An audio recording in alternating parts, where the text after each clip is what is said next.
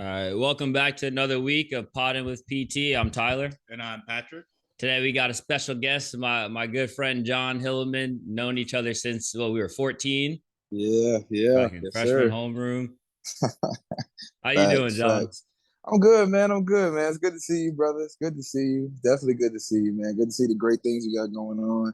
You know what I'm saying? And I'm just staying busy, staying ready for anything. That's all. Mm. So yeah, John and I went back to, and I keep bringing people on here to prove to Pat that New Jersey football is like that.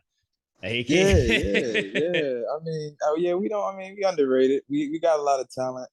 But it's a lot of big time football everywhere that gets the credit. But New Jersey, we definitely got some things going on out here. Yeah, he was a football player back in Arkansas. Okay, okay. So he all about the South, so it's a little Yo, different. Yeah, Yeah, you that, understand. I yeah. understand that. I Southern can football understand just that. crazy. You know what I mean? Yeah. No, I can understand that. The heat and everything and the competition. Yeah. Yeah. So the South got it going on for real. that's so we have freshman year homeroom together, and John blew up pretty big in terms of football on the scene. So yeah, just give us a little background on you, what you did throughout high school, college, and then what you're Yeah. doing now. Yeah, so I mean, I was born in Plainfield, grew up there. You know what I'm saying? Just pretty much lived there vast majority of my life.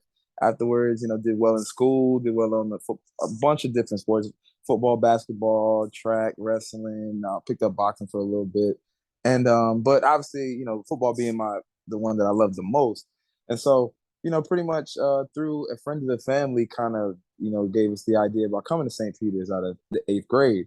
I didn't really know what high school I was going to. I'm from Plainfield, but my father worked at Franklin High School. Kind of played youth sports and went to school out in Edison. So I mean, I had three different high schools to go to, but my parents kind of thought that going to prep would be better off for me, not just for sports, but I was seeing more of the sports side, but they was kind of seeing like the whole big picture of it. You know what I'm saying? And so they was kind of wanting to do that. So I ended up going to St. Peter's out of after 2000 what 10 yeah Yeah. 2010 yeah shit 2010 damn all right 2010 we went there and I had to go take two trains, so I had to take the transit from Plainfield Station to Newark, and then after that waiting to Newark and then wait for that PATH train to take you Yup. from Newark all the way to the Jersey City and then walk over a couple blocks to the school. But kind of did that, and bunch of professionals on the train and stuff like that. You Yup. trying to maneuver through all of them. You 14 years old and stuff, and they sitting by you and everything. So you kind of had to get used to that. But so then kind of came to prep. You know what I'm saying? Came to prep at first and looking around and saw you know the varsity guys. And at the time we had the number 3 running back in the country, Savon Huggins, and we had some really good. Also, Sheldon Royster was the number 1 athlete in the state, one of the top athletes in the country. So we had a whole lot of talent. It was surrounded. It was a lot of energy. I mean, prep. I think they were ranked at the time. We was ranked, I think, 15th in the country preseason in the summer, number 1 in the state. We was like, there was like a shoe in to win the state championship. Like they had us pretty much penciled in, and so it was a lot of energy coming onto the place. I mean, I think our freshman team had like, I think it was like almost on. It was like well at first. At first, it was like Yup. 150. At At first, it was like first. 150 kids. At first, it was like 150 kids, but we ended up, rounded it out. The season we came in with the season with about like 70 something kids on the team, which is still really big for a freshman team. But just kind of went there and kept my head down. Didn't I mean, I knew I was really talented, but there was other guys out there that was a little more known. At first, obviously, believe it or not, Shamir was actually more known than me. Actually, like he was actually the guy that they were like really seeing. I kind of came in as, okay, he's really talented, but what I'm saying, we got to kind of see him. They had other guys as well. Some guys that transferred out ended up transferring out. They were very talented guys. That was there first. And long story short, I mean, at first, just trying to fit in, trying to grind, find my spot. Had dealt with some, dealt with some adversity kind of early. I got hurt. I you know, had my first injury ever, my high ankle sprain on my right ankle. It was in a game scrimmage right before, a week before the actual, freshman season kicked off. And, so I'm pretty much, frustrated, 14, kind of immature, frustrated, want to understand. And so hardships or adversity like that, And so I kind of had to, do the rehab and things like that. And everybody was, oh man, when you coming back? And this, I just remember like that part. I just remember everybody yelling. Like my parents yelling, coaches yelling, why your grades not like this? When you coming back? This is everybody just yelling. I'm just sitting there, oh man. So I was just, but it was just, but got through it, obviously got through the tough times with me and finished off the season really well. And we, ended up beating Don Bosco that year. That was a pretty big deal for us as freshmen because they haven't done it in a little while. And so for us to do that, that was pretty cool. And finished off the season really well and just earned respect from the older guys. Our class coming in, myself and other guys who kind of earned respect and validated ourselves after that happened. You know what I'm saying? And I was, blessed enough to be selected to the All-American team on Max First, and that's kind of when, and then I got a couple offers from that, and that's kind of when things started, the mystique started to grow. As okay, this kid he's not potential, he can really do something. You know what I'm saying? And so, just kind of went from there, and and just developed and just got stronger, faster, quicker, and became, number one running back in the state, and got a whole slew of offers, which I will talk about because it's a whole lot of whole lot crazy, of stuff. Right? It was a crazy journey. T saw a lot of it. Yeah. T saw a lot to of interrupt you, but so you were after that freshman year, you were labeled number one running back in the state. Oh no, so that was in my senior. I kind of fast forward. By my senior year, preseason senior year, I was ranked as the number one running back in the state going into my senior season. My freshman year, I was on the All-American team, but I had been the only person on the team that had just played freshman. All the other guys across the country, they were varsity starters, varsity, you know what I'm saying? Jabril Peppers was on that list. He's currently in the NFL. He was number 2 player in the country our senior year. Like you bunch of other players. Yeah. We had some ball players. We had some ball players, man. We had some ball players. And so, it was cool to have that, that validation. It's kind of, okay, well, maybe I could do this. Because I always, even myself, I'm a very confident person. From to how people see from the outside, I'm quiet but confident. But inside, I got to prove it to myself. You know what I'm saying? Like, I got to prove, okay, is the work really that I'm doing really, getting put in right? Am I doing it the right way? Is what I'm saying? That type of thing. So kind of getting that was kind of validation, but it didn't allow me to be, comfortable though, because I kind of had like, okay, I want to be like in one of the best in the country. I kind of want to start, I want to break records, on top of that, so things like that. So it was kind of a good jump start. Okay. Yeah, John, I want to bring up a point that you brought up earlier too. We got a pretty unique high school experience, and when I try to describe it to people, no one really understands. Right. Like taking the train, what do you remember of like, or what can you attribute to like you growing up of taking the train as a 14-year-old with people that are going to their regular jobs?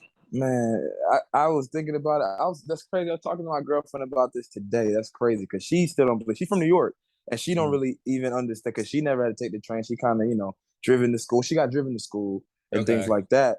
But so she was just like, she couldn't even imagine, like, cause she thinking the subway. You know what I'm saying? The subway is a totally different animal. Like I probably wouldn't have done that.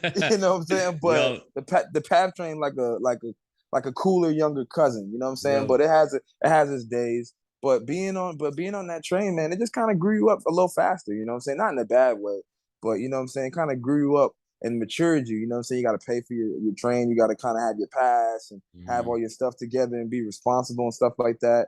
If you forget your pass, you got to pay out of pocket. You kind of learn like checks and balances. You know what I'm saying? Things like stuff that's important. You know what I'm saying? Stuff that most kids don't really get a chance to, get, you know what I'm saying? And it definitely benefited me as going into college, kind of being able to do my own thing and not have a problem. I mean, you could definitely see the difference between some kids that's just, they go to college and they're like, what do I do? And then other kids that kind of just go, you know what I'm saying? And so I was definitely able to do that with time management. Also being a football player, kind of taking, after practice, taking that train, kind of knowing, okay, I got to have a double back, make sure I got all my stuff together and everything. So it kind of grew you up fast. And it definitely was something I needed because, middle school and years prior, I was very careless, so I'll forget stuff and, I'll do this or come late to this or go to, all types of stuff. But at the same time, it was difficult at first, but man, it became really fun. Then you know what I'm saying. Then times you walk on the train and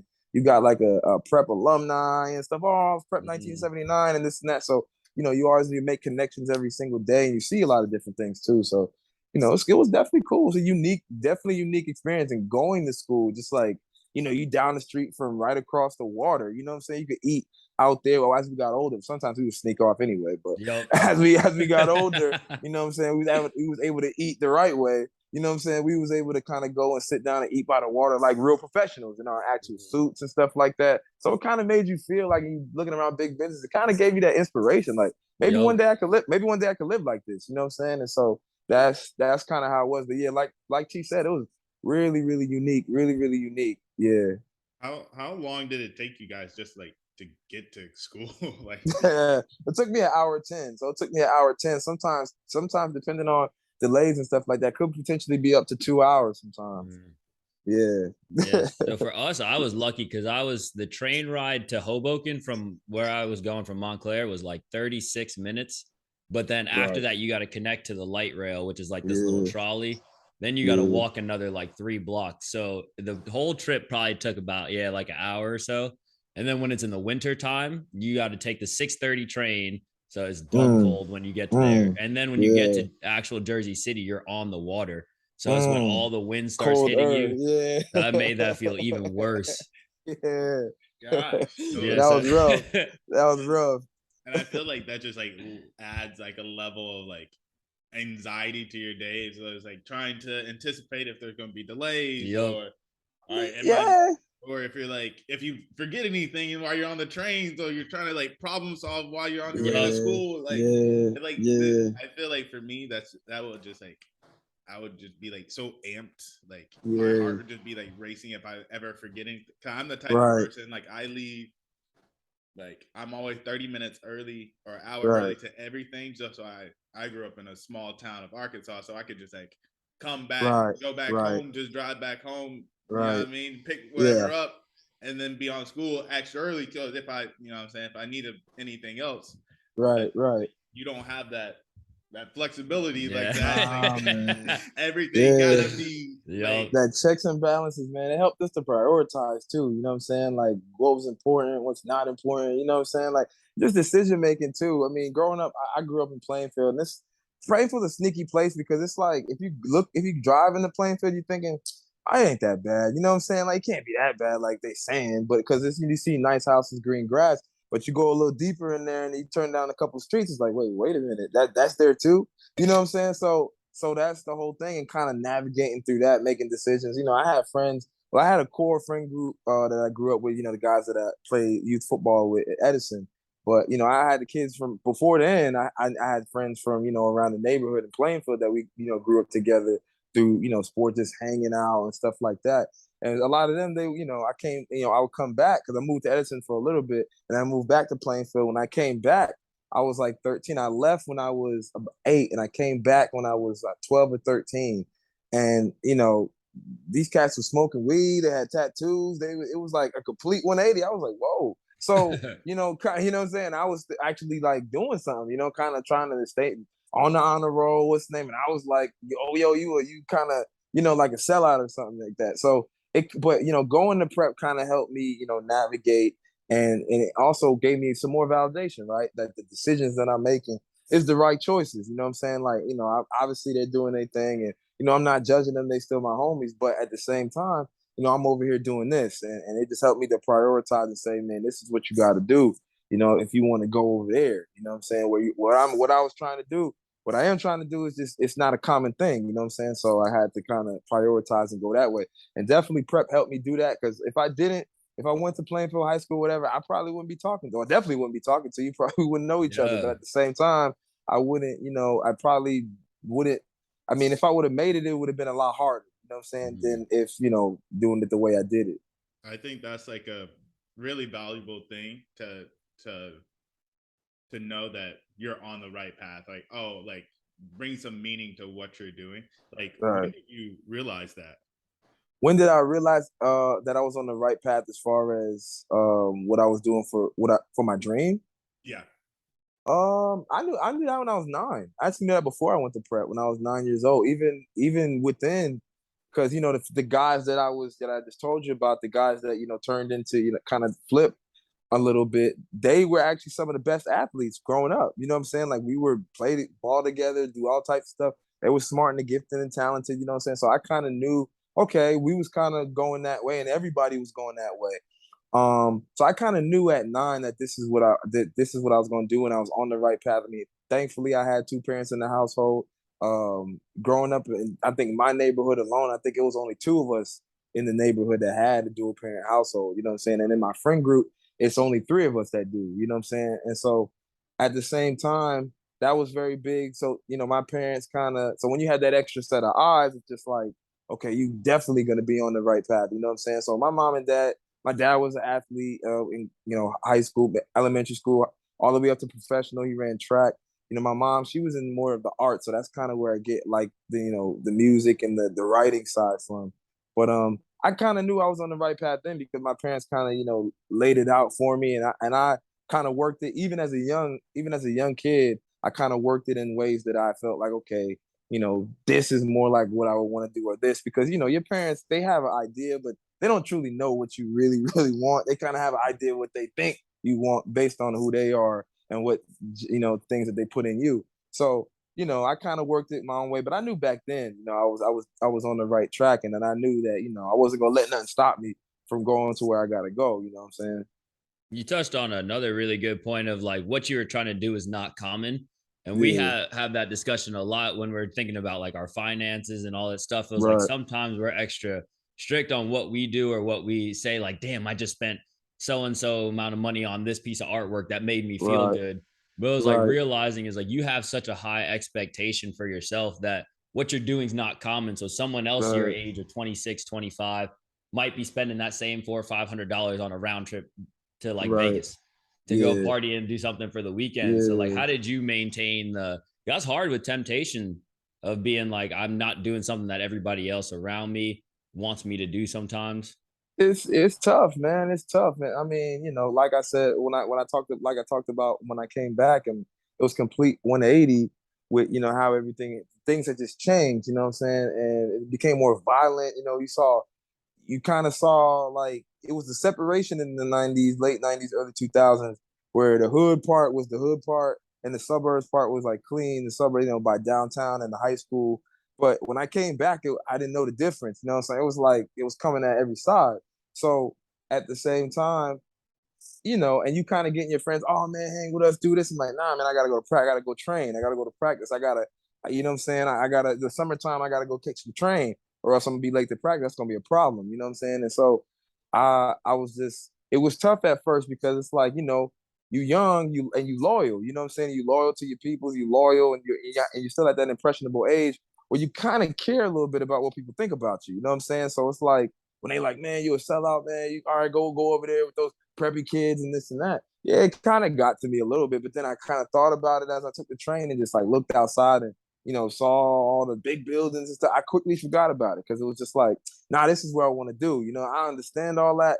This is what I want to do. And I make it, they'll be back to saying, "Oh yeah, yo, you did the right thing," which they Yeah. were. You know what I'm saying? So I wasn't. So I knew I wasn't tripping, but it kind of took me being like kind of a little bit of an old soul to kind of understand that at like 13, 14, 15, rather than being like, and I equate that just to being around, my older brothers, and my oldest brother is about 8 years older than me, being around his friends and stuff like that, my uncles. I spent a lot of time with them growing up, rather than, and obviously hung with kids my age. And my brother Nate, who's 2 years older than me, he taught me a lot of things because we kind of was the same way. We kind of grew up the exact same. You know what I'm saying? So he was around the older people, I was around the older people, so we kind of got that knowledge at a young age to kind of say, nah, you don't really need to do that. You should probably go over here, and it worked. You know what I'm saying? When I didn't listen, that's when I got in hot water. But when I did listen, it worked. So I mean, I'm a systematic person, so I kind of pick on patterns soon. If it works, I'm gonna just go with what works. You know what I'm saying?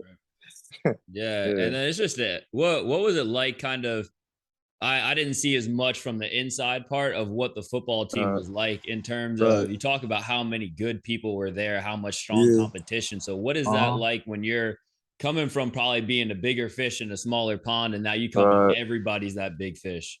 Yeah, man. It was kind of shell shocking at first because it's like, what I'm saying, I kind of played the game like in like a not panic mode, but like or anxious, but kind of just like I motivated to make all the plays. You know what I'm saying? Because that was kind of what I was used to, and we had won a lot significantly, a significant amount. So I felt like, well, that's just the being the systematic person I am. I just feel like that's the formula. I just got to do everything. And my dad used to always say, "To whom much is given, much is required." And so, like, you know, I always felt like, God gave me the talent. My parents gave me the genetics to be able to do the things I could do. So, and that may be better than some other kids on my team. I may be able to just do things at a different level. And so, with that being said, I got to do more. You know what I'm saying? And so that's kind of what I thought.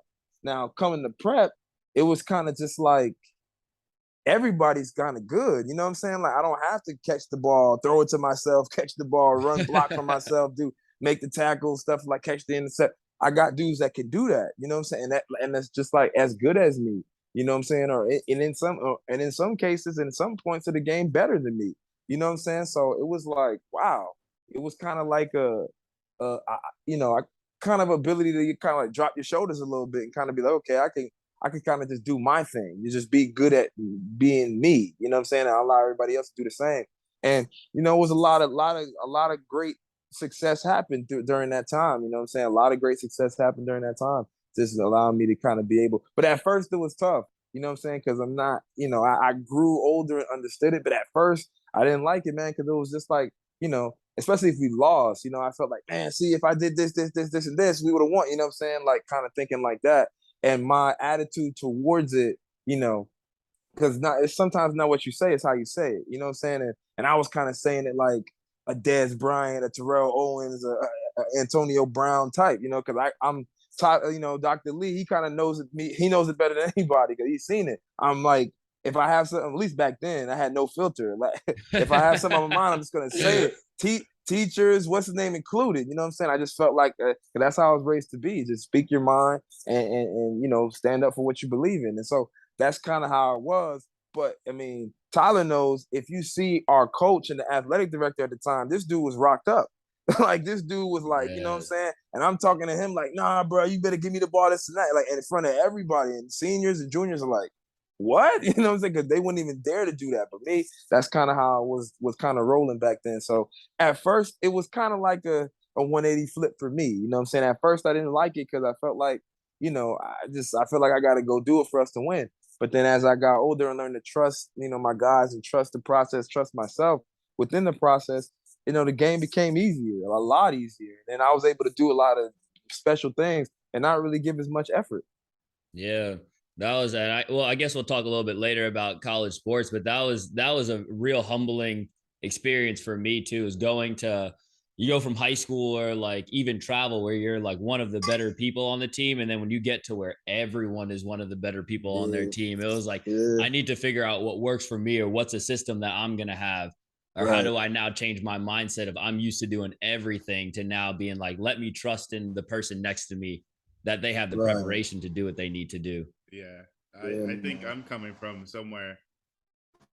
So I played high school football, all state, and then, but I was a linebacker, but all throughout like youth football, freshman year, like I didn't play linebacker at all until sophomore year.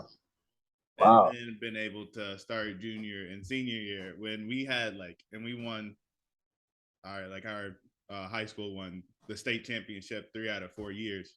Damn. Okay. And so it's like now being part of those teams. Right. And I never played this position before. So like that confidence, or like I'm just out here. right. You're just out there getting it. Yeah, you're just out there going. Yeah. Right. And so it's like, and now my coach starting and being in that position is like, I might not have that confidence in myself. Right. But I'm here for a reason. And then the guys that have been doing it, that's been on the squad, like the leaders, right. It's like being there to back you up, but go do your shit. For sure. Even if you mess up, oh yeah, you straight. Let's go. Yeah. Right. And having that confidence. And so it's like hearing your side of it, you have to do everything and and then having to come back is on my side of it. It's like I'm over here like, am I even supposed to be here? Right. But then like just showing up and just showing out, and then like being able to get all state like 2 years in a row, and just making myself be known in that space. Yeah, man. It was like a really, I don't know, like a confidence builder in myself. Like, so my senior year, I'm trying to provide that to other people. It's just like, if everybody just does your job, you don't have to worry about anything else. Like, we will be working together. So it's like, don't block out the extra stuff. If things happen, it's like, if one of my favorite sayings is, if we're all wrong, we're all right. Because it's not about we all on the same page. Like, we're all on the same page. Yeah. I like that. That's fly. Yeah. And it's nice when you think about life, and just that's why I like sports so much, and why when I have kids, like, there's no option. Like, you have to play sports. I don't care what sport it is. But like it teaches you at an early age, even just that confidence level. So we get into like imposter syndrome. I remember when I first started PT school, I was like, shit, do I really deserve to be here? But then thinking that's the same thing with sports, and what you were saying, like, do I deserve to be here? Is like, no, I had these past experiences that have gotten me to this point. Or if I am in this point, like, I know that I'm confident enough to do what the task is. So it's like, man, that's why I like sports. Yeah, sports, man, it's huge. It definitely shaped. My parents was the same way. My dad was the same way. He didn't care what sport it was. You just got to choose something, even if you don't, you know what I'm saying? Like, not good, but like, you got to choose something. And so, it definitely is, because I learned in my lifetime from a wise man, very wise man. He told me one time, he said, confidence comes from, achievement or hard work, right? Either you have done it already, you know what I'm saying, or you've worked and you put the work in so that you're about to go do it. Like, no ifs, ands, or buts about it. You know what I'm saying? Like yourself, Pat, like you play, you all state as a junior. Senior year, you thinking, hey, ain't messing with me because I already been all state. Yep. It's on, I'm about to be all American. So like, that's, it's just that whole idea of just that confidence, and just, being able to do. You learn that through sports. You obviously get that in other parts of life, but it's just a different, unique way that sports kind of does it to you. You know what I'm saying? You kind of have to battle through certain things and certain stuff in life that other people that weren't an athlete, that just can't really understand it. You know what I'm saying? Unless you just been like battled through injury, not playing well, or going through a slump, or you kind of got to get yourself out. You know what I'm saying? Stuff like that. Or you losing the game and then you guys band together and somehow y'all win the game. You know what I'm saying? Like, stuff like that. You just learn those things uniquely through sports. And yeah, man, it's definitely changed and shaped me.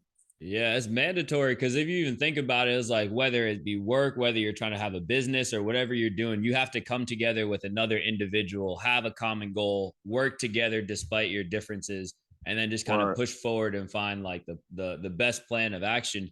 Because then it gets to a couple of times where if you have people on your team that you don't even like, or you don't respect as much, you're like, damn, how can I make this cordial enough while we're in this setting to get the job done? It was like, I don't have to like you outside of this, but how can I deal with my own ego too, to not kind of overinflate that? Right. Sports definitely teach you that too. Yo, a lot of teammates be like, I'm really not messing with you. But I want to transition. So your head, you kind of said you felt like you had to do a lot beforehand. Then you realized that there were people that can do stuff. Now that you're building this traction kind of nationally in the recruiting stance, did that kind of play anything in your head at all? It seemed being like, I got to go back to doing what I like, me having the ball most of the time. Yeah. It kind of, me having the ball most of the time, I kind of just stayed ready for anything. Right. So my freshman year, I went from kind of being the main. My sophomore year wasn't so much so. I kind of had to share the rock. I was more like I wouldn't say an understudy, but kind of like a like complement type of running back. We had a starter at the time, Jared Creighton. He ended up going to Fordham to play ball. He was a senior when I was a sophomore, and so I kind of was like, I played a lot. I started a few games because when he got hurt, I started a few games and played really well. But I was, I kind of kept myself ready as just like a utility belt, kind of using that skills that I have from doing a lot of different stuff, the versatility of doing that, kind of being able to, make plays with less opportunities and stuff like that. But kind of going into that next year, kind of shifting, it was easy because I had done it 2 years prior, you know, being the main guy as a freshman, you know, stuff like that, and growing up being the main guy. So, you know, it was an easy shift just to get back into it, but also kind of just, but it was unique in that this time I was just mainly going to be as a ball carrier. Obviously, playing defense did really well on defense as well, but you know the main role of being is the ball carrier, dominating and affecting the game. Holding the rock.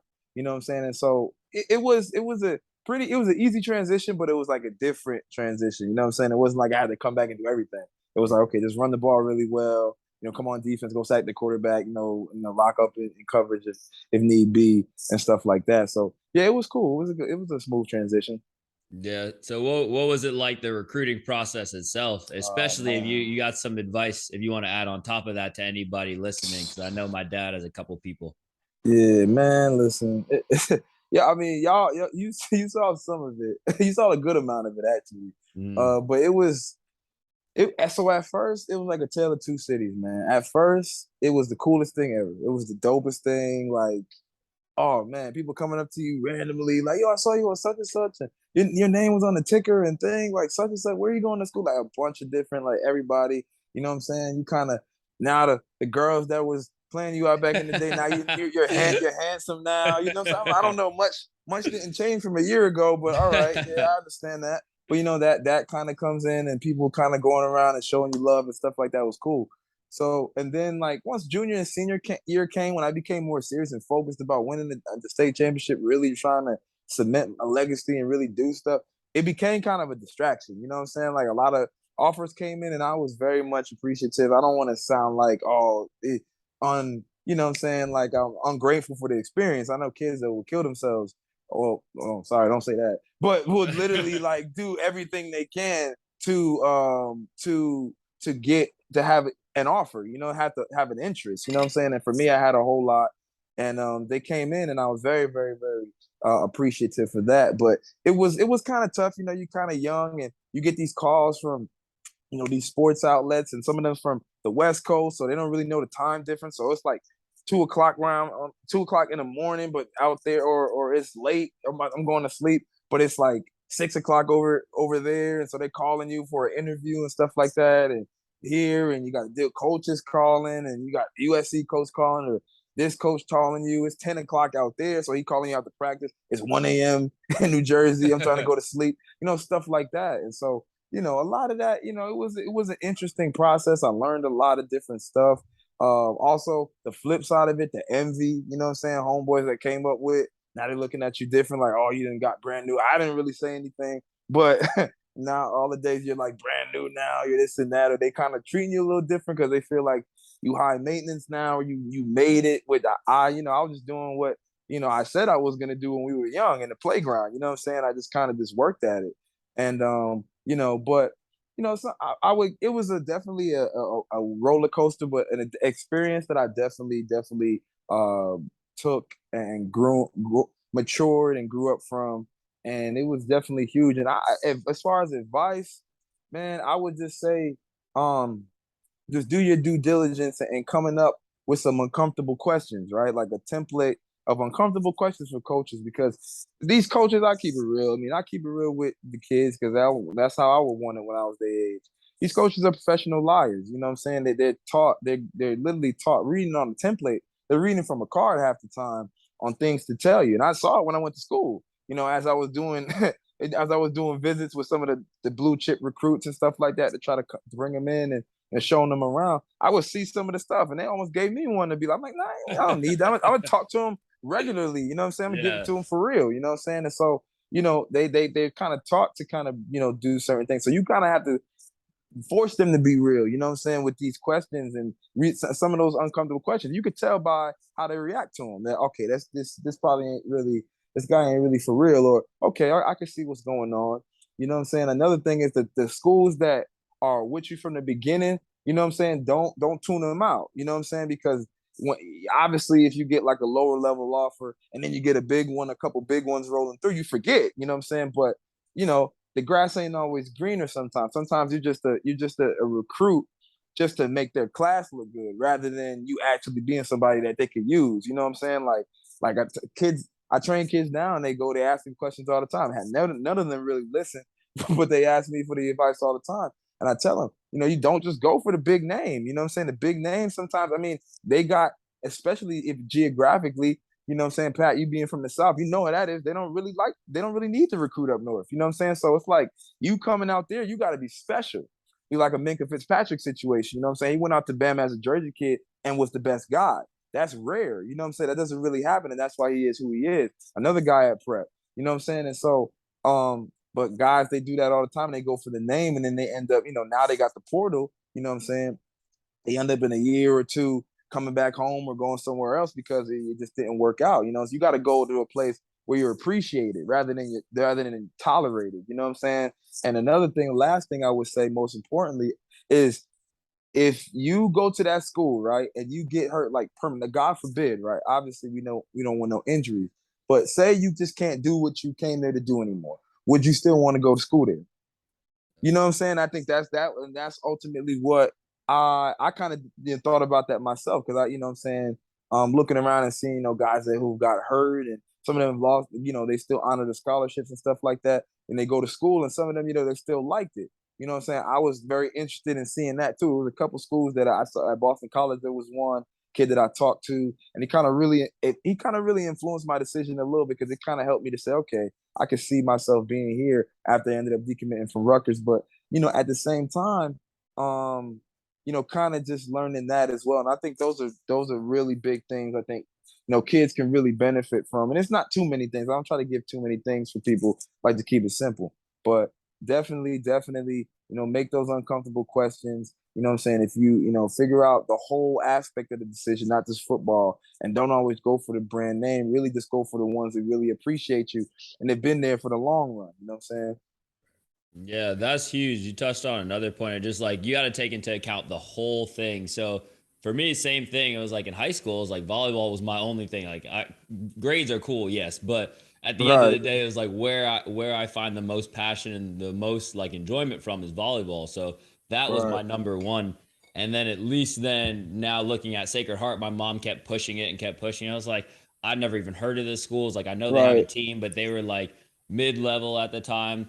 So we went up Yeah, for I think a day to visit, and I was like, oh yeah, like I felt at home for. So I didn't know what it was, but it felt like that was just like the right place. Might not have right, been like the best school to win a national championship at, but for me, it was like everything that encompassed with it. It was like the people that I had met that time. The volleyball team was a nice bonus, and then the big thing is the school part. And it was like, I feel like at a young age, and especially if you're very into sports, you lose right. sight of the school part. Volleyball or Mm-hmm. whatever sport it may be is there now, but it was like you need to keep that momentum or whatever knowledge you gain, experiences, all that stuff is really important. So factoring Right. that in is even more important, I feel like. Right. Yeah, yeah. All of that is. Oh, you gonna say something, Pat? Go ahead. Oh yeah, as far yeah, that's kind of the decision as far as when I made the decision to end up going to Boston College. So just a quick little tie back into the whole thing because I ended up after receiving a bunch of schools, I ended up committing to Rutgers at first my senior year before the season, and so we're going through the season. There was a lot of things going on at Rutgers during the time. It was like they lost a coach left halfway through the season, and another coach was getting in trouble for bullying thing or whatever. The basketball coach had thrown a ball at a play. Like it was just a tornado. And so me at the time, I just didn't really feel comfortable like putting it. Everybody kept saying it was a 40-year decision. I wasn't really, comfortable putting 40 years on what was going on over there. You know what I'm saying? And so at least not 40 of my years. And so I was just like, nah, I kind of want to go to a more stable situation. So, I ended up taking a couple visits, ended up stopping on Boston College because kind of what you talked about, T, is like the whole idea, the full spectrum. You know what I'm saying? Kind of having the whole academic side, social life. You know what I'm saying? The sports, of course, and kind of it wasn't too far away from home. You know what I'm saying? It was about if with decent no traffic, about 3.5, with some traffic maybe over 4 a little bit. So it wasn't too bad. A lot of New Jersey kids out there. You know what I'm saying? A whole lot of New Jersey kids out there from schools that we went to, and so I knew a lot of them from sports and from parties or whatever and stuff like that. And so yeah, it just felt like a pretty good fit. And also the team as far as the offense, they kind of ran an offense similar to my style, more downhill, with the ability to make certain cuts and do certain things in more of the eye rather than being in the gun where you kind of only can see half the picture. You know what I'm saying? And so that all of those things kind of factored into, the fit, just having that great fit. And I guess that's the fourth piece of advice. It's got to be a great fit. You know what I'm saying? It can't just be cool. It's got to fit you. You know what I'm saying? This whole school got to fit you, not because, my homies are gonna think this is cool if I go here. Like, you're not playing for your homies, you're playing for you. Because if it don't work, your homies gonna be like, "Well, you picked the school, not me." You know what I'm saying? And then you're gonna be mad. But at the same time, they right. So you gotta do it for you. You know what I'm saying? Right. And I was just gonna add, just like, in my recruiting experience, and so my whole thought was, if I'm not going to my goal, like, I was going to go to the University of Arkansas regardless. And I'm going to try to walk onto the team. And if I don't make it, I'm just going to go to school there. Like, and so it didn't work out. So I ultimately just was going to be a student at the University of Arkansas until, so I was there for my freshman year. And then my sophomore year, a friend went to Henderson State. It was like, all right, the coaches are still asking about you. If you're still interested in playing ball, you can come. Right. And so, like, and that's what I did. And so I was like, you know what? I still have this fire. I still have this desire to play. And so, like, and even in that experience, it's like the people, like, I think you touched on it before, is like, if someone wants you, like, they will continue to ask for you, like, they'll pursue you. Like, so it's like trying to get that feel of, like, who is there for you and, like, who sees something in you and then continues to ask about you and wants to be there for you. And then also knowing, I think you guys both touched on it, of just like that fit. Like, what do you want? Like, what are you looking for in a school? Not like what school is offering you. Like, what are you looking for? It's also important to think about. Yeah, and it applies to jobs. It applies to relationships, friendships, all different types of things. Where now you're saying, I can look at everything and the big picture, but what actually is going to benefit me moving forward? So this job is great, and they're offering a lot of money. It was like, it's cool to say I work at Goldman Sachs, whatever it is, but it was like, if they don't fit me the right way, it was like, I might have all this money and not even be enjoying life. I'm ready. And then going now into finish high school, now going into college, what was that like? Because now you're going again from a bigger fish in a small pond to now an even smaller fish. Yeah, man, it was kind of, at first it was like another, just like high school, kind of walking in and you got to prove yourself again. So I didn't really trip. I kind of came in more confident in high school. I mean, coming into college and high school, because, like I said, like I learned before, the achievements, right? The hard work or the achievement, that's how you gain the confidence. So I had both. I was grinding. I wasn't just living off the achievements. I was working hard too. So I came in from track season, in shape, fast, ready, kind of an accomplished senior who's kind of ready. Now I was going into a bigger, now I'm going into an ocean, you know what I'm saying? Instead of just like a little pond. But, I came in confident, worked hard, did the same thing I did when I came to prep. Worked hard, being a systematic person, just grind, work hard, earn my respect. You kind of go through your foolishness at first, which I did. Learning the plays and stuff like that, learning the system, the offense, how fast things move and how fast they expect you to know it. You know what I'm saying? And so it's big boy ball because it's big boy business. You know what I'm saying? You kind of walk out of the stadium, it's 55,000 people. You know what I'm saying? Like, they paying money, you gotta do something. You know what I'm saying? So it's not really a lot of, okay, yeah, we'll try to get you up on speed. Nah, it's either get it or he gonna get it. You know what I'm saying? And so that's kind of, and they don't care how old you are either. Like, you a freshman, you in there. You know what I'm saying? If you got it, you going. So it was cool. It was exactly what I need. Exactly where is where I wanted to be. Big boy ball is my dream. So it's like I didn't see it as hard or tough anything. I embraced all of it. You know what I'm saying? It's cool. It was dope. It had its downs, but it was dope. It was definitely more highs than lows. I gotta say, I remember I think this was your freshman year, because I was in the dorms at one point and I was just chilling with a couple of people and we were watching the Boston College USC game. And USC at that time was, I think, 9th or 10th. They were ninth. Yeah, it was 9th. They were up there. And I remember I was like, oh shit, I guess we're gonna see how this goes. They were playing at Boston College. And then he ended up having 2 touchdowns and they won. I was like, damn, it was crazy just to remember 14-year-old John. And now I'm seeing 18, 19-year-old as you play against like the bigger kids. And I was like, damn, it's crazy to see how much hard work. And like we saw a lot of the behind the scenes that went into kind of like the finished product, or at least the product at that time. And it just makes me think a lot of the times of when you see somebody's finished product or what they're presenting, like how many failures you had to go through to get to that point. And then I'm reading this book right now called Psychology of Money. And they kind of talk a little bit about that. It was like with people who are investors, is you pretty much see the bigger things that they get out of it, but you didn't see the hundreds of things that they failed at to get to that point. Exactly. Yeah, man, it was, I mean, so the funny thing about that game is, so I was actually put in there expecting to fail. Yeah, like you gotta just pause it, like what? Like, yeah, like okay, so the week before, right? My dad graduated from Pitt, and so he don't really get too hype about alumni day or whatever. He just be like whatever. But we played Pitt, and my parents went to the game because during that time my brother was in 8th grade, my brother Ethan, and he he was playing during the season when I was playing, so it's tough. My brothers already kind of think I'm the favorite child anyway. So my parents be trying to, they trying to dispute that and be like, nah, I don't know what y'all talking about. So, they go back and forth trying to, support everybody. And so, but this week they came to the Pitt game and they actually missed the USC game. Ethan had a game that game, so they wasn't at that game. They still angry about it, but they T-rolled it and everybody went crazy.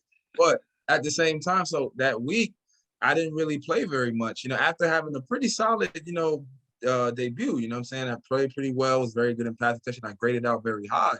So I felt like, I wasn't expecting anything, I'm saying? But I felt like, I kind of garnered more trust to kind of do a little more, you know what I'm saying? And so, I didn't really play much anything during that game. I think I carried the ball maybe twice that game, and I played 10 plays in total. So I thought I did something wrong in practice. So I was like, okay, whatever. So I was chilling and during that week.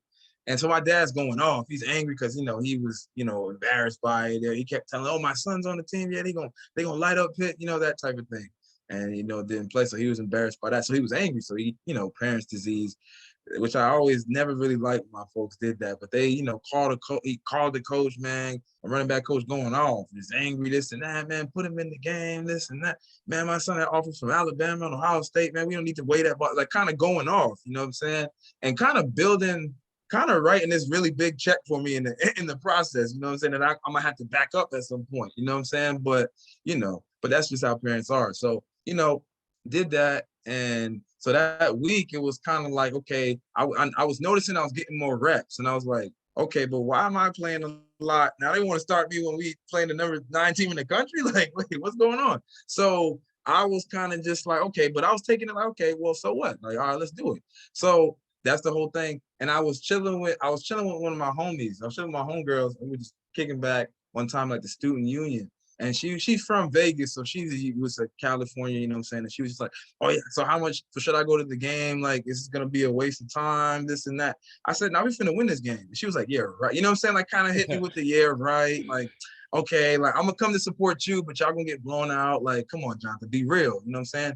And so I was like, nah, we're gonna win the game, and I'm gonna have a big part of it. You know what I'm saying? Because they let me play a little more this week. So I'm about to show out. I'm about to show you how New Jersey do it. Because she always talking about California ball and this and that. And I was like, I'm gonna just show you how New Jersey do it real quick. She's like, okay, we'll see. Because some of her friends is on the team.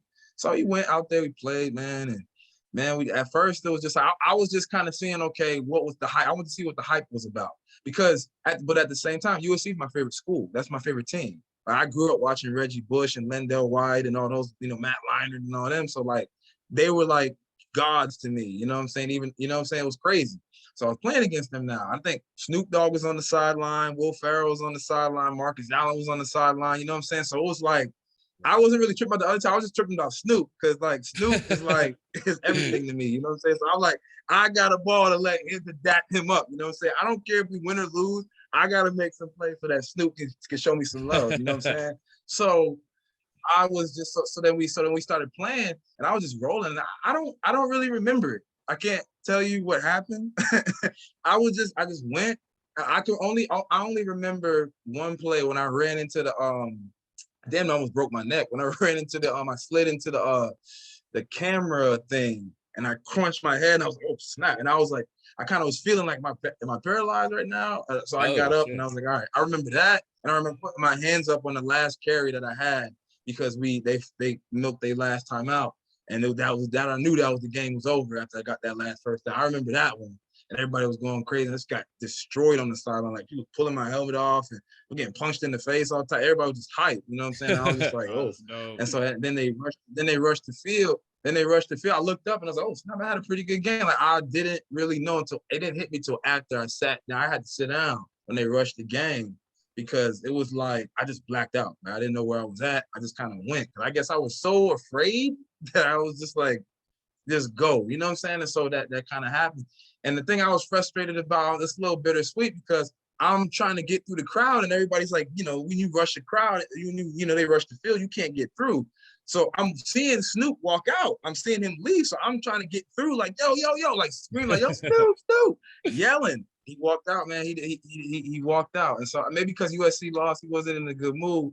But you know what I'm saying? But I remember that vividly in the game. And I just remember afterwards, like after the game, the next day, like phone was off the hook. Like people just, ESPN was called, like what's the name was calling, like Sports Illustrated. Like it was just like, what? You know what I'm saying? Like it was like, wait, what is it? Because I had been used to a certain level of success in high school, but you do it in college, it's like, whoa, you know what I'm saying? Like you literally like are known in the nation. You know what I'm saying? Everybody, kids in Idaho know you from that game. You know what I'm saying? And so it was kind of just like a lot for an 18-year-old kid to take in. But you know, being the kid I am, I was kind of just like, I kind of came in with certain goals and like, okay, same idea like back in my freshman year, you know what I'm saying, in high school. It's like, okay, yeah, this is cool, but what's next? You know what I'm saying? Because I want to see how far I can take this. And so that's kind of what happened throughout the rest of the season, kind of use that momentum to, you know, have a very strong freshman year.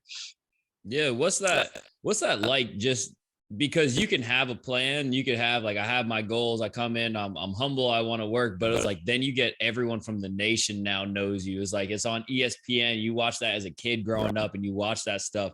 In my head, I was like, a lot of the times I think, yeah, it's like, oh, if I get in that situation, I'll know how to act. But it's entirely different when you got people that you don't even know coming up to you now. It was cool. Like just like the Tale of Two Cities, right? It was crazy how I'm a systematic person and my life kind of has patterns, you know what I'm saying? Like it was at first, yo, it was like, you know what I'm saying? Like it's like it was a trip. It was just like an actual trip, you know what I'm saying? Like it was like I was like a rap star or something like that, you know, like it was just like, wow, like, you know, and I came in and you know, usually, like you say, you don't know until it actually happens. Because I said, man, I ain't gonna change up, man. And I'm Jay Hill. I'm from around the way. That's what it's gonna be. You know what I'm saying? But you know, very briefly did it kind of, you know, the mystique was kind of like oh, I'm such and such. You know what I'm saying? Like, but it was very, very brief because I was just like, what are you doing? You know, you kind of like what you didn't expect for it to get to this level. You know what I'm saying? You put the work in, right? You know what I'm saying? This is part of it. When you put the work in and you put out the product, this is part of it. You know what I'm saying? So you shouldn't be unless you didn't believe that this was going to happen. You know, you might have said it and you must have been working, but you didn't really believe it. And so I kind of had to, you know, within my own self figured out like, okay, well, wait a minute. No, I did believe this. I kind of, won't like to say expectations, but I kind of saw this happening, you know what I'm saying? So just, you don't got to do nothing, just be yourself, you know what I'm saying? And so but it was very brief, and then it was just like, I'm not, you know, and then it got to a point where it was really tough, you know, because you couldn't really do much, you know what I'm saying, to a certain point. Like Boston College is a big enough school so that enough people can know you, but it's small enough. It's not like a Rutgers where you can kind of get lost. It's like people see you. So like when Snapchat came out, all them people Snapchats I didn't know, you know what I'm saying? Like it was kind of scary at first. I was like, man, this person saw me, but I didn't see them. Like, you know what I'm saying? Like I had to kind of get used to stuff like that too. But I handled it, as cool as I try to be. Handled it laid back, nice, cool, be cool with everybody, because that's the type of person I am. And you know what I'm saying? But overall, it was fun, and I'm appreciative of it. You know what I'm saying? Because it helped me get to the next part. You know what I'm saying? Yeah. Do you think high school had anything to do with that? Because I feel like in general, like the teachers there will humble you in a second if you need to be humbled. Yeah. Yeah. So I got that, yeah, obviously they was old school, you know what I'm saying? They was definitely old school with it. But that was way before, you know what I'm saying? My brother Nate, you know what I'm saying? Like he's to this day, like I've only impressed my brother twice. It was once, it was three times. It was twice in person. It was once at we played a Pop Warner game against like North Brunswick, a Central Jersey school, a Central Jersey town. And I had this run where I broke a bunch of tackles. I was like, it was literally, I spun off one dude, I spun off another dude. I was trying to emulate like Friday Night Lights, the running back, Movie Miles. I was trying to like spin right, spin left, like kind of like break it. Yeah, I was trying to hurdle, like did all that stuff, and I still landed on my feet. It was like a 70-yard touchdown. And my brother was like hyped on the sideline. Like I never, because my brother Nate, he kind of, if you know Nate, he's more internal. He cool dude, but he's more like, you know what I'm saying? He'll tell everybody else, like, oh man, my brother did this, that. But for me, he's like, I ain't do nothing. You're not that. You know what I'm saying? Like, you could be better. Such and such is better. You know what I'm saying? So back then, and I was seeing that, it was like, oh wow, I must have really did something. And then the second time was against Bergen Catholic. You remember that one? Yep. We played out in Bergen. It was the game-winning screen. Where I took it to the crib with about like, I think like 30-something seconds left. It was like third down.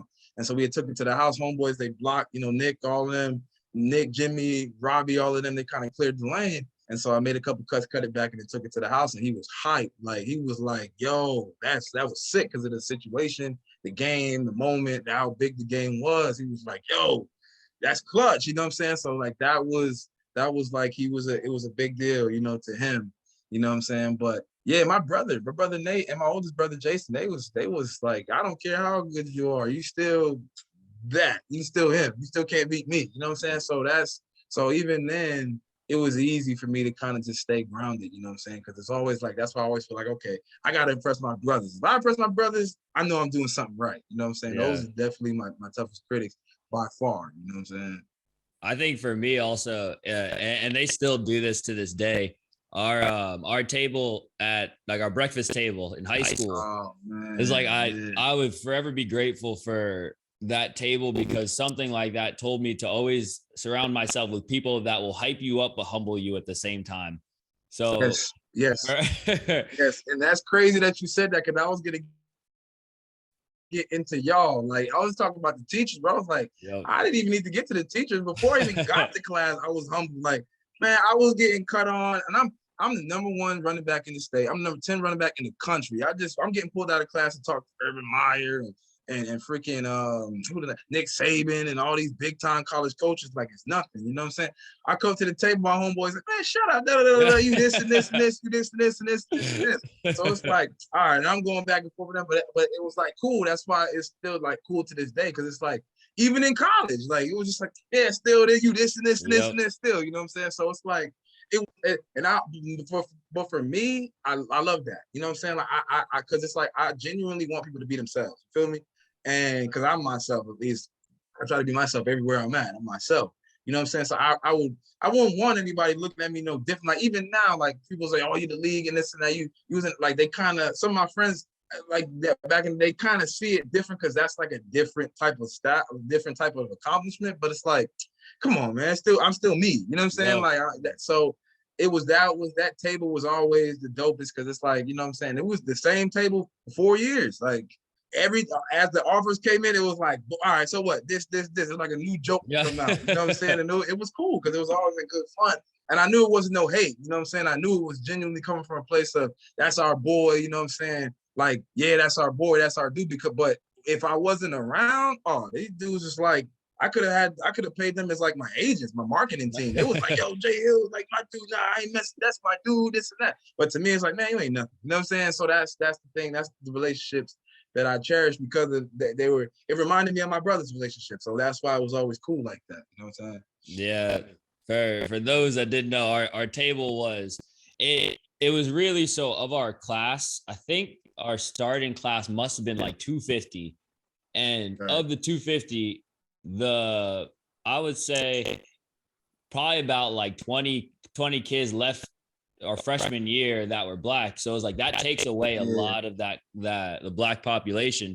And then by the time we graduated, there was only 20 black kids or 22 black kids in our class. Most of them played sports, and those that played sports, and even a couple still that didn't, sat at that table. So it was really cool because you got to see people who were really good in their respective sports. So it was like you had John, you had our other friend Jarrett, who was on the fencing team, went out to Penn State to be a fencer. It was like myself, and then we had a couple other people. So everyone had their own like subset that they were good at, but still everyone knew how to humble the next person, but still boast them up when they weren't around. I was like, that was a great relationship. Still grateful for that. And it sounds like everyone that you surrounded yourself with are doing some pretty great things. Like now, like they're always taking the things. Like there's always, all right, cool, what's next? So like it seems like you guys always have that. All right, that's cool, but all right, I'm on to the next. Like always trying to build on what you're doing. Right. Yeah, they you know, my daddy's always say, man, if you know what I'm saying, I can tell you how far you're gonna go by your friends. You know what I'm saying? I can tell how far you're gonna go in your life by who you hang with. You know what I'm saying? Even my core group, you know, got businesses, you know what I'm saying, doing well in finance, doing well, you know, working in banks. Two of my best friends work in banks. You know, one of my best friends, like, you know, we was in business with, he got a couple business going, he's doing very well, he's coaching as well. Other friend, he's another best friend in that crew, he's a you know, in Homeland Security. You know what I'm saying? Other friend, he's doing his things out in Texas. He's in the out and doing the media. You know, he's going to be into a media person and stuff like that. So, you know, and they're all college graduates. Some, you know, I have a master's degree. A couple of us have a master's degree as well. And so, like, that's kind of the thing. And going to prep, it was kind of like a you know, an amplified version of that. You know what I'm saying? Kids that's like great in their sports, great in the community. You know what I'm saying? Smart. You know, all that type of stuff. And it was crazy. But I mean, even deeper for me is that it's just how I see it, is that majority, like Dr. Lee said, is that at the same time, you know, with a lot of those black kids leaving, but like seeing the representation of it, you know what I'm saying? It's just like black kids are doing it. You know, that was just like deeper, you know, and in a society, especially at that time, that was the time, you know, when we was in high school, that was the time, you know, Trayvon Martin was murdered, and, you know, the rise of the Black Lives Matter thing and all that type of stuff. And it was, I mean, senior year, at least for me, it felt like a underlying turbulent time. Like it was kind of not outward in your face, like when we went to college, but like, it was kind of like it was brewing, you know what I'm saying? And so it was cool to kind of see like the opposite of perception of like, nah, you know, these kids, black kids are smart, you know what I'm saying, doing well, you know, could behave well, could, you know, handle business and, you know, be respectful and responsible. And that was just cool just to be around that every day. Like I never said anything about it, but every day I was just looking around like, nah, this is dope. You know what I'm saying? We should definitely normalize this. And that's, you know, that's why, you know, they still my homeboys to this day. But man, it was cool, man. That breakfast table was definitely cool. I think we did everything but eat breakfast at the table. But you know, we were called a breakfast table because it was early as hell, and everybody was kind of just like already on edge because it's early. So don't say nothing. But if you say something, okay, it's on. You know what I'm saying? So it was just cool, and it kind of gave you a little battery before the day. Like, all right, bet. Like I got him laughing. I needed that. All right, I'm gonna go into the day. Whatever. Then you see some of that same crew at lunchtime, either playing basketball or this and that or whatever, or spat battling or this, whatever. Like it was just crazy. But it was cool though. It was a lot of fun. It was a whole lot of fun. You know what I'm saying? And I would definitely do it again. If I'm in New Jersey, I'm definitely, you know, my son, if I have a son, definitely go in there, you know what I'm saying? So he can experience that in some type of way. So he can kind of understand, okay, when I say, okay, you kids don't know nothing about this, I had to do this. Nah, I did have to do this as well, Dad. You know what I'm saying? So, all right, cool. But yeah, it was cool. It was a cool time, man. It was a cool time. Yeah. So I want to pivot a little bit now to, you went through high school, kind of made a name for yourself, went through college. Now it's looking now towards you're reaching your goal of going to the NFL. What was that like, and kind of the process, maybe even the preparation that you had to go through? And it was just a similar, you know, going back to that systematic thing. I'm very bold boring person. But it was just that same thing, kind of having the grind and earn respect, but I had that confidence. Right, I went to college at, in the record books, career touchdowns and single season touchdowns and yards and stuff like that. So, I kind of and had accolades and things. So I kind of came in with a bit of confidence. I kind of knew I was going to be in the biggest pond, the biggest body of water there is in this profession of this game of football. But I kind of knew, I would definitely be able to go and play and do what I got to do. So I kind of came in and just grinding like I normally do, being real specific with the grind, kind of, with the nutrition and, flexibility and kind of working on the things that I normally didn't get to work on because I would have school or, couldn't afford it or stuff like that. But as a professional, it's like, okay, well, you don't have no school. You know what I'm saying? You just a ball player, so that's your job is to be the best ball player you can be. So I was like, really? No school? I can just play ball? Bet. Like, and they gonna pay me? Okay, yeah. I ain't never gonna leave. You know what I'm saying? I'm gonna sleep here. So like that was kind of the whole thing. And so it was nerve-wracking at first because it's like, so competitive, you know what I'm saying? So competitive. It's like interchanging, you know what I'm saying? So you got to really be on your stuff. But, you love the game and you love, the ups and the downs about it, then it's not a trip. It's a good time. I mean, I competed against some of the greatest people on and off the field, some of the best athletes. And just, it was really, really a different experience. But, kind of coming in, I kind of treated it the same as the way I treated any new level. Just kind of prioritize it, go back to the basics, and really just, do the things that work at those levels and just take it to another level because it's a different level.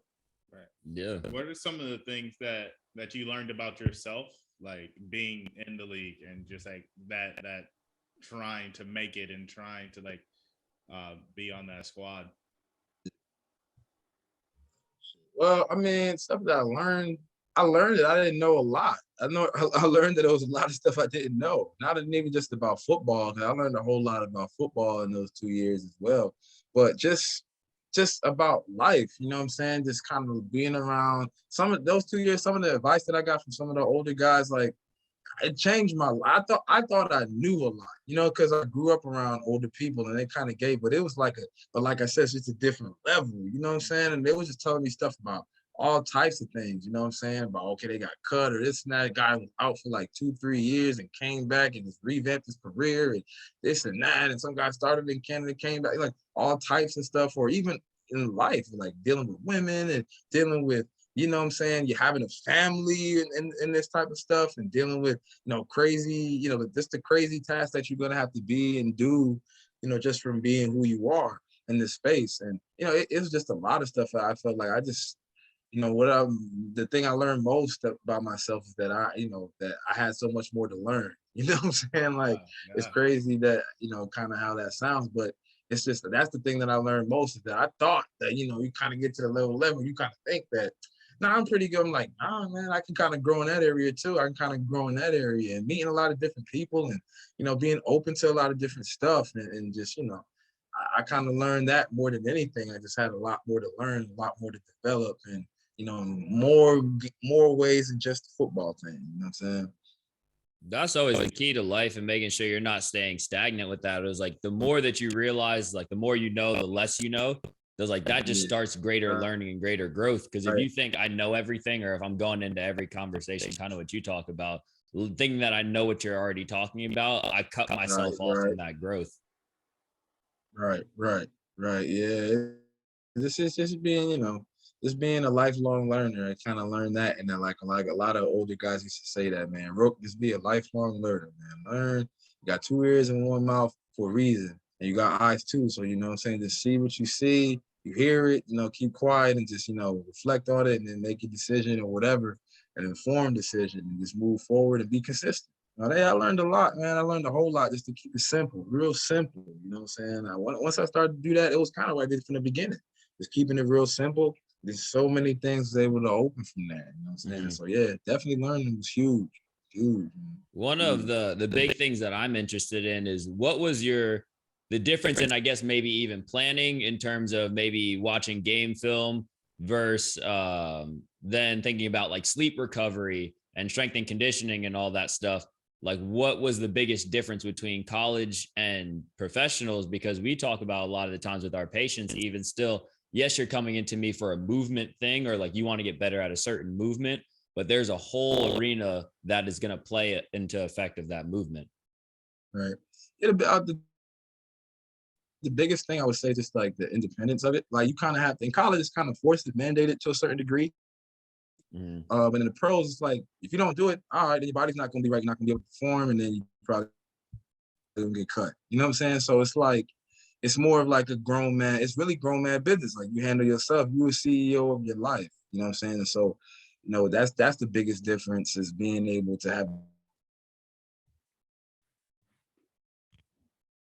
the people, obviously, but having them, formulating my own routine and my own plan to kind of do it, rather than in college, it's kind of already built for you. You know what I'm saying?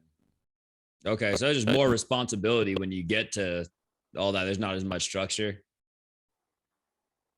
Yeah. It's just you kind of create your own structure, really. When you become a pro, you're kind of like you don't need to be kind of taught anymore. It's like you kind of should. You're a pro because you've been able to do it for this long. So at this point, you should be able to do it by yourself. And so that's kind of. But then even then, you kind of use that and form a team. You got your massage therapist, you got your trainer, you got your this and that, you got your whatever nutritionist, your accountant and everything. So you kind of formulate your team, and you just kind of make it happen from there. Yeah. So another thing that with me that I was interested in, after I finished college, I had to do a whole revamp of like, who am I as a person? Because for my whole life, like you said, you had that structure. You had, all right, in middle school, you were doing these sports. High school, you had this sport and you were around these people. And then college, same thing. And they take it to a new level when it comes to lifting, all that other stuff that you have to do on top of it. And then when you leave, they don't teach you now, how do you look at what your life is now, or what do you like to do outside of this structure you've had for however many years? Right. It's, kind of stepping out of it. I had to kind of figure out those things usually during my time away from it. Because when you're in it, you don't really have time to think about all the other stuff. You know what I'm saying? You kind of figure it out when being away. And so I kind of tapped into like, music again, and, the athletic training and stuff like that. But that structure of just football, meetings, this and that, training, lifting, recovery, whatever. You don't, in that whole thing, you kind of don't really have the time to do it. Right. And so, sitting back and kind of, being away from it for a little bit, it kind of allowed me just naturally to be able to, okay, what other things could I be doing as I'm kind of still training and staying patient and ready for an opportunity in this, but what can I be doing, outside of this? And that's when I created the business, my training business, and, kind of got back into music again, and, doing that type of stuff. But it took time for me to kind of, being away from it to kind of, being able to see everything else or hear all the other opportunities or whatever. Yeah. Talk to us about your training business. A training business, yeah. So I mean, I call it the RBV, the Rare Breed Village. We do athletic training, non-athletic training, positional training. Usually the foundation is football, obviously, but I've played many different sports, and I have other people with me that have done this, play different sports and stuff like that. So we train athletes. We try to work with, athletes, strength and conditioning, speed if need be, reaction, quickness, all that type of stuff. What I'm saying? Mentorship is a very, very big pillar in the training. It's trying to help them. I get calls from kids or text messages about this. And so, going through it, you kind of give them just that voice of, comfort, and just to be a voice that can understand, what they're dealing with. And so that's a big thing as far as that. We also, do group sessions. We do a personal session. I actually have a personal session after this. And, just, kind of getting with the kids and mentoring them and working with them, and, and kind of seeing, when they finally get what they wanted out of this, how dope it is, and how they, they start to improve and get better and gain that confidence from that hard work, and kind of seeing it be, their hard work being validated when they make it happen. We had a couple kids, a couple kids signed Division I scholarships, a few kids, going to college. I mean, through our tutelage, through the 4QE when I was with them, and with my own business, RBV. And so we've impacted some kids' lives, and we've changed some kids' lives, and we've helped to do some really good things, you know, with a lot of help from a lot of people, a lot of resources. So it's been cool, man. It's been I've been doing it, you know, as a business. I've been doing it for the last 3 years. And it's been real, you know, it's tough, you know, you move around, so it's a long day, but it's definitely worth it because, you know, you definitely are impacting the kids, you're definitely impacting, you know, working adults and stuff like that, and kind of, you know, adding on a little bit of what you got and the knowledge that you have to help somebody else move forward. Dope. I love that. Yeah. We're not gonna hold you up too much longer since I know you're a busy man, but I appreciate you coming on. I texted John, I think it was earlier this week. I was like, hey, you got any interest coming on? He said, hey, all you had to do was ask. Shit. I was like, I appreciate that love. That's my dog, man. That's my dude. We go back 14. So, you know what I'm saying? Anybody that is that deep, anybody that's that deep in the game with me, we brothers. Yeah. So it's if you not got a problem at all. Just share with the people just any place they can find you, Instagram, anything like that. Yeah, you guys can follow me at Thrilliman, THRILLIMAN. You follow me at Thrilliman. That's my Instagram and Twitter. You know what I'm saying? Currently, well, also you can follow us on at RBV. The Village. You can follow us on Twitter. Currently making a Facebook. Not Facebook. Instagram. We got a lot of content, so we're trying to put the right stuff on to kind of just so it's not confusing and overwhelming. But you know what I'm saying, and building the system. But you can follow me at Thrilliman on my Twitter and my Instagram, and on for the athletic page for Twitter, you can follow us at RBV. And it's, you know, it's all good and it's all positive content. And I'm excited. I'm excited for it, man. It's been a pleasure. Definitely. Appreciate y'all for having me, man. Of course. Good talking to you, bro. It was Let me see.